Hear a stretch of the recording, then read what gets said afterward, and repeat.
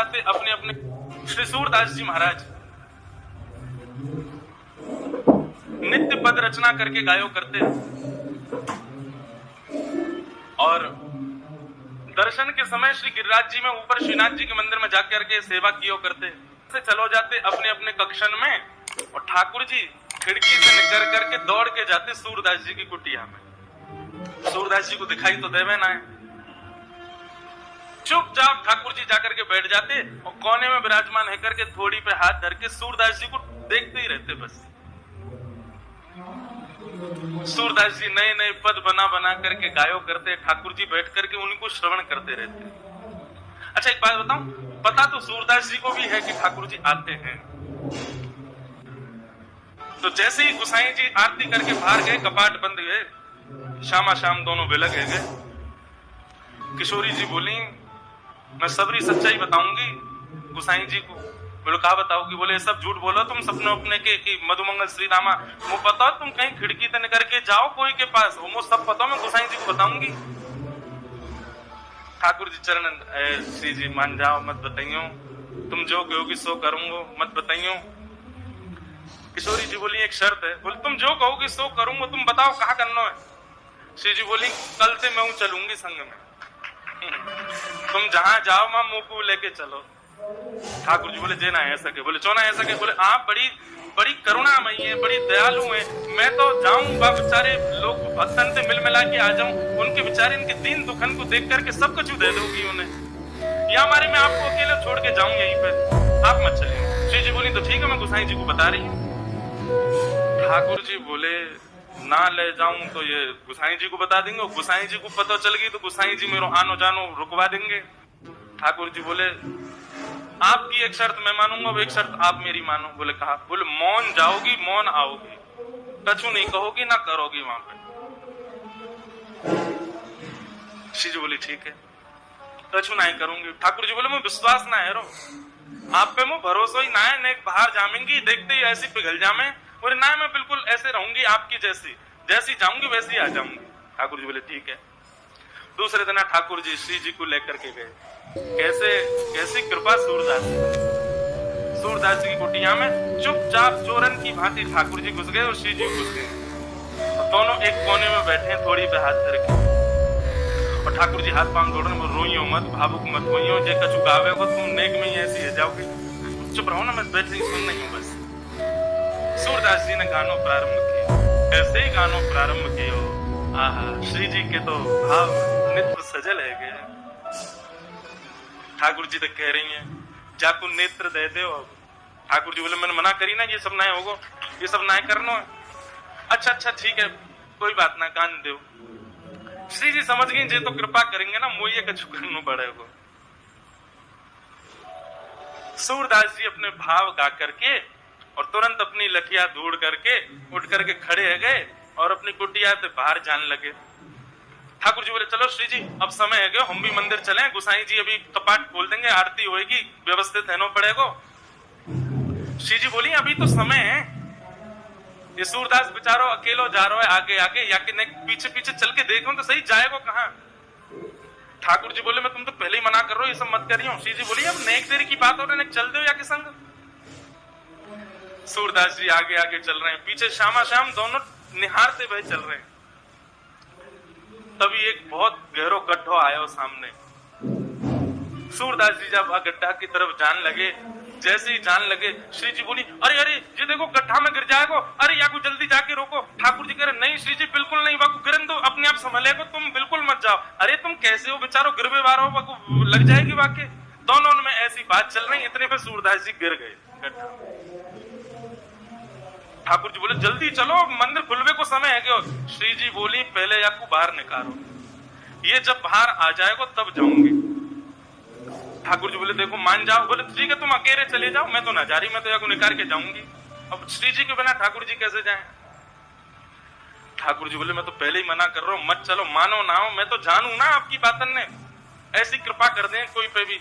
बोले कोई पे भी सूरदास। बोले मैं जानू पर यहाँ पे अभी कृपा ना करनी, कछु दिना और याकू ऐसे रहने दो। श्री जी बोली नाय मुंह पे नाय देखो जा रहो, अब ऐसा हो जाएगा या तो बिना कृपा किए गए तो श्रीनाथ जी के आधे नेत्र में आंसू रहेंगे, श्री जी रुदन करती रहेंगी। बोले मैं सुख से विराजनो चाहूं, बाकी नहीं पहले आप कृपा करके चलो।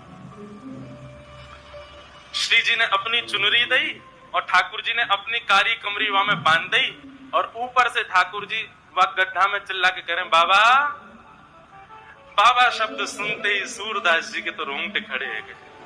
बोले जी कौन बोल रहा है? अरे कौन है भैया? अरे बाबा मैं हूं, यहीं पास के गांव का हूं, गोपाल। बोले अच्छा भैया कहा कह रहे हो? बोले आप गिर गए हो, मैं आपकी मदद करता हूं, बाहर आ जाओ।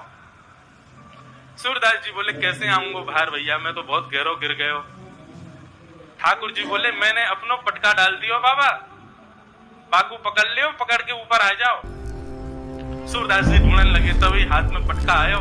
सूरदास जी ने जैसे ही वो पटका पकड़ो, कारी कमरी पकड़ी और ऊपर चढ़ने लगे, तो नासिका के पास जाती वह कारी कमरी में थे ठाकुर जी के श्री अंग की सुगंध, जो आज सवेरे सवेरे श्रृंगार के दर्शन में श्रीनाथ जी में जो इत्र प्राप्त भयो, वह की सुगंधी और कारी कमरी की सुगंधी एक सी है। सूरदास जी बोले जे सुगंधी तो सुबह सुबह गुसाई जी ने दही मोहे श्रृंगार के बाद, यह पटका में तो कैसे आ रही है? सूरदास जी के मन में संशय नहीं आया कि कोई और होगा, तुरंत विश्वास प्रकट हो गया श्याम सुंदर ही है। और मानो कमर कसले ही हो, बोले आज सूरदास छोड़ना ना है इनको, बड़ी मुश्किल से आए हैं, आज तो पकड़ना है।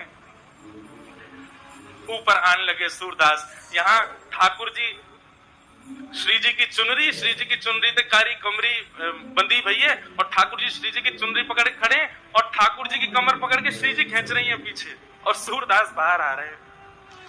सूरदास जी जैसे जैसे बाहर आ रहे हैं, नेत्रन में आंसू आ रहे हैं, लेकिन पी रहे हैं। बोले आज बाबू को ना होनो, आज तो चतुराई दिखानी है। और जैसे ही महाराज सूरदास जी निकल के बाहर आए, जानबूझ के सूरदास जी ने ऐसा नाटक किया कि मानो गिर गए हों, और जोर से आगे की तरफ गिरवे को गए। ठाकुर जी तो पीछे हट गए, श्री जी वहीं रह गई, जो श्री जी के चरणन में जाके गिरे, सोई चरण पकड़ लिए सूरदास जी ने।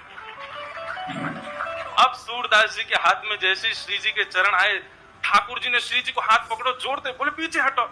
अब पीछे श्री जी हटी तो श्री जी के पामन को नूपुर सूरदास जी के हाथ में रह गए। सूरदास जी ने चुपचाप छुपाए के यहीं धर लियो। ठाकुर जी बोले श्री जी जल्दी चलो, मंदिर खुले बारो, गुसाई जी अभी मंदिर खोल देंगे।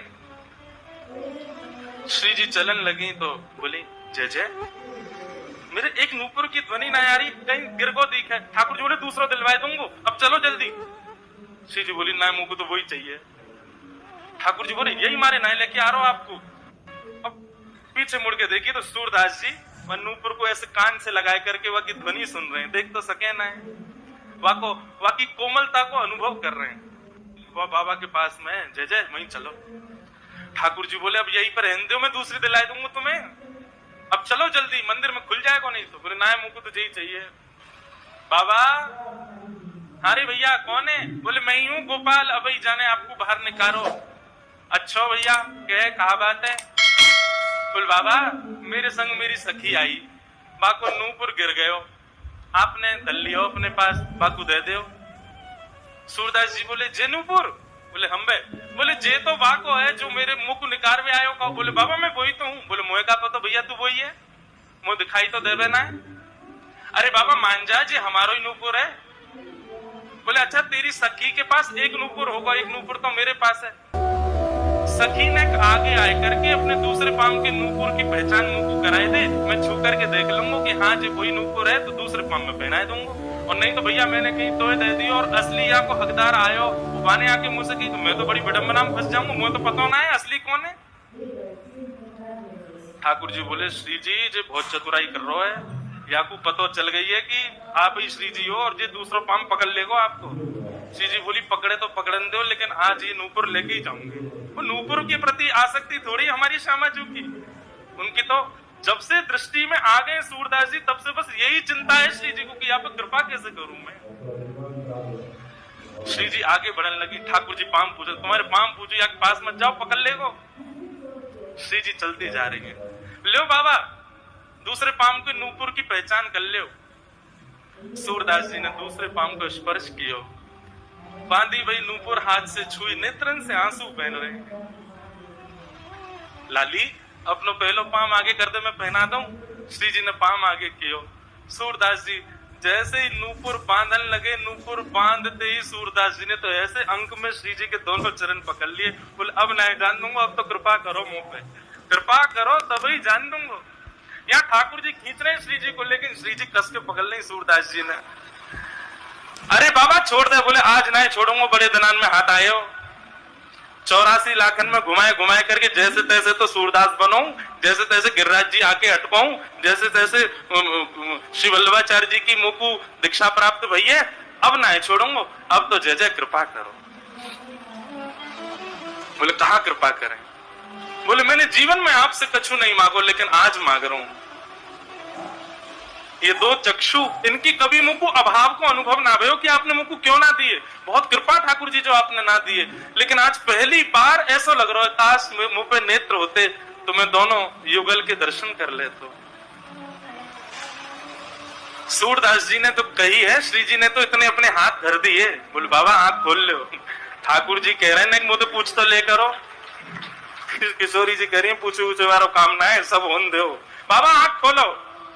सूरदास जी ने अपने जीवन में पहले बार कमल जैसे, बिल्कुल ठाकुर जी जैसे नेत्र प्रदान कर दिए सूरदास जी को। जैसे ही नेत्र खोल करके देखो, आहा नव दुल्हे ब्रजराज सांवरो, दुल्हन राधा गोरी, बसो मोरे नैनन में यह जोरी, बसो मोरे नैनन में यह जोरी। यही गिरिराज जी की तलेटी में दोनों युगल खड़े हैं, एक दूसरे के गले में गलवैया डाले और सूरदास जी दर्शन कर रहे हैं। सूरदास जी पे बड़ो अनुग्रह किया ठाकुर जी ने, और अनुग्रह करने के बाद दोनों उनकी खूब रज रज के दर्शन किए। सूरदास जी दोनों जैसे जान लगे, सूरदास जी बोले जय जय अब एक कृपा करो। बोले कहा ये जो दो नेत्र आपने मुझ को प्रदान किए ना, इनसे मैंने आपके दर्शन कर लिए, अब ये नेत्र मुंह से वापस ले लो, अब मुंह को फिर से आंधरो बनाए दो। क्यों? बोले अब आप दो बस गए, बस आप तो मेरे चित्त में विराजे रहो, बाकी अब संसार में मुंह को कोई और को नहीं देखना, फिर से मुंह को अंधो कर दो। बोलो भक्त वत्सल भगवान की